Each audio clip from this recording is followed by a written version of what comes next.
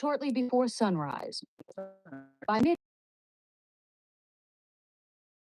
Article from the New York Times in 19 massive Operation Everglades. Authorities knew the town pot but couldn't catch them. And that's largely because of the islands off the shore of Everglades City, the 10,000 islands, which people like the Daniels knew better than anyone. Daddy run the water. He knew the water. We crossed the bridge from Everglades to the islands to find out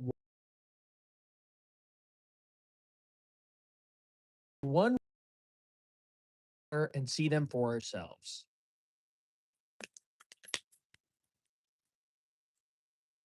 Well, out on the water, we saw some dolphins and birds, but none of the square grouper, the old nickname for a bale of weed, that used to be in abundance here. Like, how long did it take for you to learn your way around the 10,000 islands? I don't think you never stop learning because when you get hurricanes in here, it changes channels and stuff. But just to get a basic grasp of it over a couple of years. Dude, I can't even imagine tailing someone pitch black out, 3, 4 foot water. They know the maze here, you don't.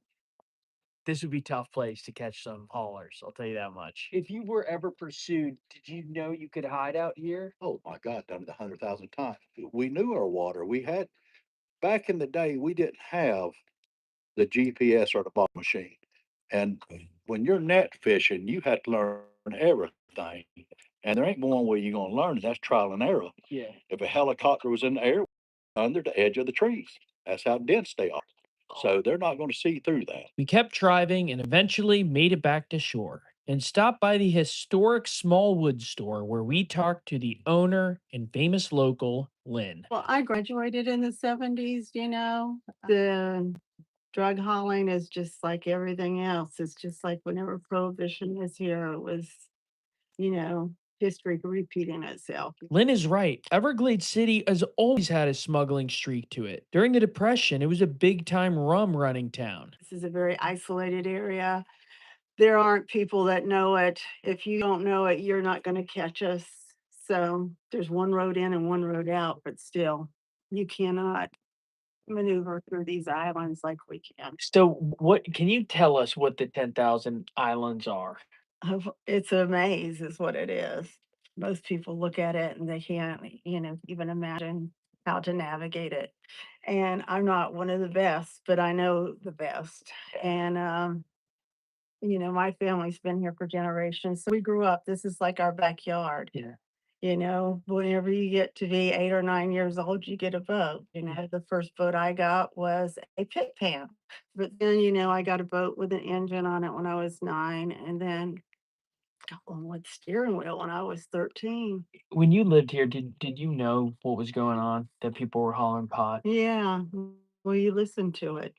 What do you? I, well, depending on where it was coming in that night, you could hear it being unloaded. I live on the water. Yeah. It came in on the waterfront. So Did you see like fancy cars around town where people? there were $20 bills in the.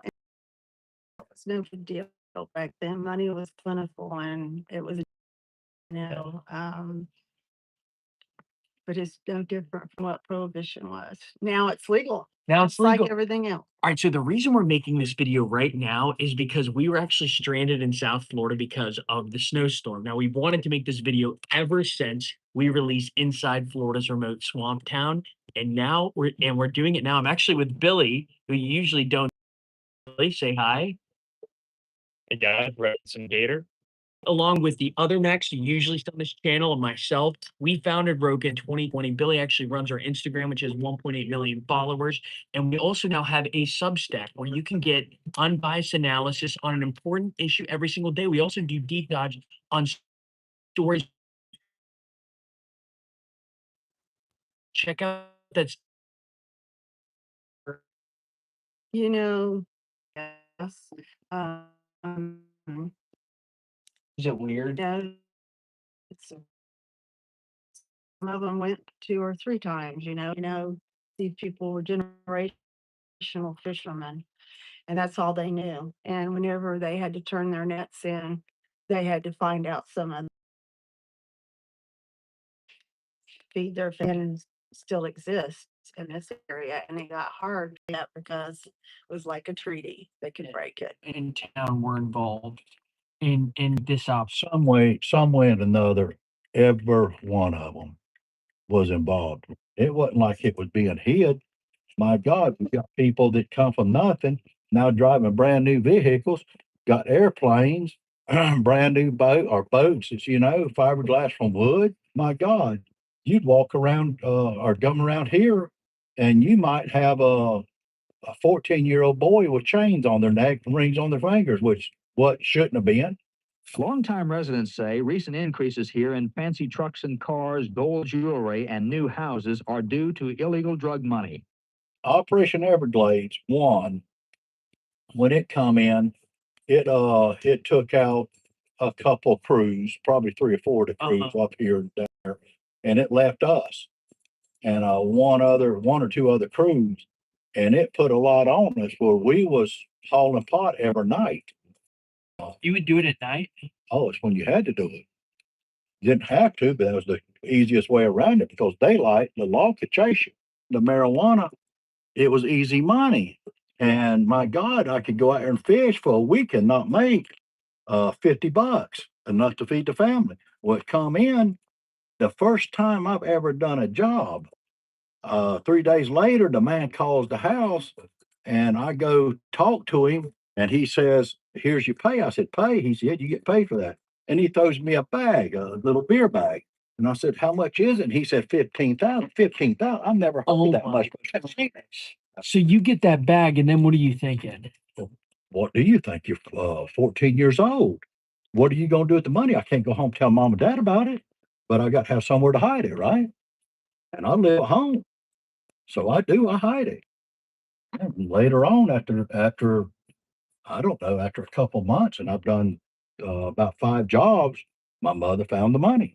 Huh. There was about 70,000 in it. When the money started flowing here, did you think it would end soon? I knew whenever I got in it that they told me that it wasn't if I got caught, it was when I got caught, I was going to jail. There wasn't but 2 ways out of it, and that was death or prison. Right up here is the bank building, and this is the Rod and Gun Club. So just go right up over here. You see the opening there, right? And I think one of my nieces are working today too. The Rod and Gun Club had quite the old school feel. 5 presidents have in fact been here. And it reminds you that Everglades City started off as a high-end hunting and fishing destination for rich people. People think of this part of Florida as totally new, but there's a lot of history There's here. so much history or something else, and it goes back so far back before even the white man got here. The Indians was already here. See what it says at the door? There you go. Middle of the Civil War. So how many years did this trade go on before it finally ended? The marijuana? Yeah. I was in it 10 years. I was in it from 74 to 84. It was a lot, everything was fun, but it was a lot, it was scary too. There was times you didn't know if you were gonna make it home. And if you was out there running the ground, wasn't an option. You run the ground and you was being chased, you was gone. And a lot of times you didn't know if they was gonna turn you, if they was gonna take you and arrest you or just shoot you through your board. You didn't know. Well, I tell a story. Whenever I just leave the dock, I'd get in my boat, turn the key on. Whenever I touched the key, I would start dry heaving, even though I wasn't drinking. Pure nerves Wow. until I got the air blowing in my face. Then, and only then, when I knew I could feel the wind in my face and I had to power that motor and I could get that boat out on top, but we had to idle across the bay because the motors were so loud.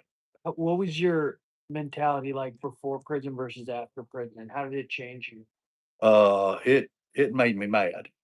It actually, Well, I'm mad. for the way that we was done because we never seen no harm in it. And then, come to find out, you would have to do some researching to find out who the drugs were being hauled for.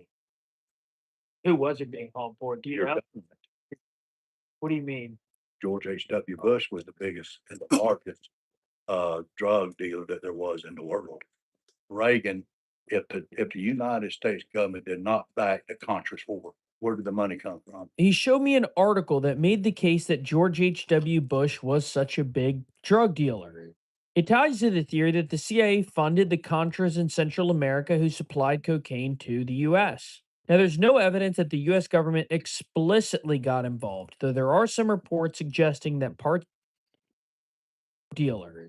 It ties to the theory that the CIA funded the Contras in Central America who supplied cocaine to the U.S. Now, there's no evidence that the U.S. government explicitly got involved, though there are some reports suggesting that parts of the U.S. government may have known that some of the rebels they were funding also sold drugs. So you kind of see it as like you all were the scapegoats, but there were Everybody down here was. They knew that they needed the drugs in, and they knew how to get them in. They knew what we would do. At the time, we didn't know it. Did y'all smoke a lot of pot down here? No, I still don't smoke pot 'cause I can't. I'm pretty much allergic to it. And as far as the cocaine, I tried cocaine and we recreation with it. I'd never shot it. I'd never done this and done that.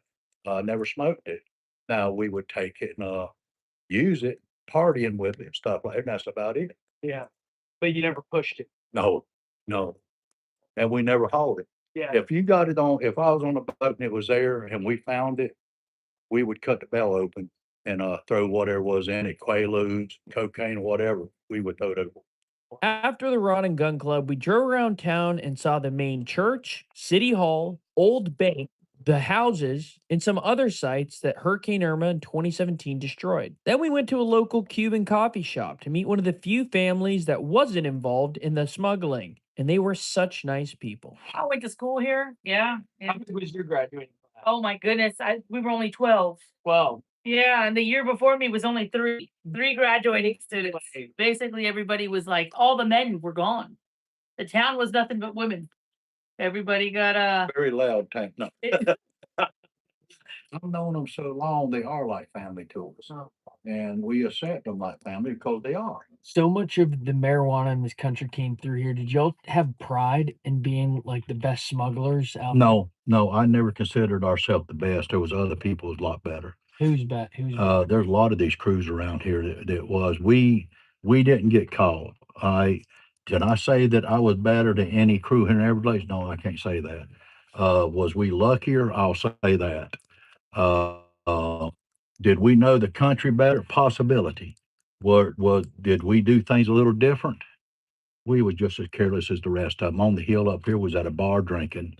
We'd be fighting, but we never hauled the cocaine and we never put a gun on our boat. Were you tempted to get into cocaine and Quaaludes? No, I was offered to Madam over here in Miami. She's offered me many a time. And Zelda Blanco, no, I wouldn't do it. She's asked us many a time, and she wasn't the only one. There was a few people that got in it, and they paid the price on it. That was a heavier sentence than what the marijuana was. But back in them days, we had different guidelines than what we do now. We was sentenced under the old guidelines. A lot of these boys were sentenced under the new guidelines, and they got some time, 25, 30 years. At this point, I still wanted to hear Kent Daniels' full story. How did he get into this? And does he regret anything today? He shared it all at the end.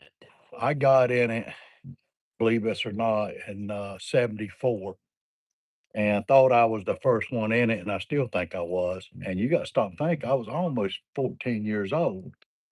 I was actually 13, but mother wouldn't let me say 13 because 13 sounded too young, but 14 sounded better. Whenever the boat approached me and told me he needed the boat, and we went back and forth a little bit, I went ahead and agreed. I said, how long is it going to take? He said, just a couple hours. And he told me where to go, but he told me this. He says, when you get to this point, stop the boat, wait for a blinking light to go to the boat to blink the light. And he passed me what we call a hood. Y'all call it a ski mask. He says, put it on.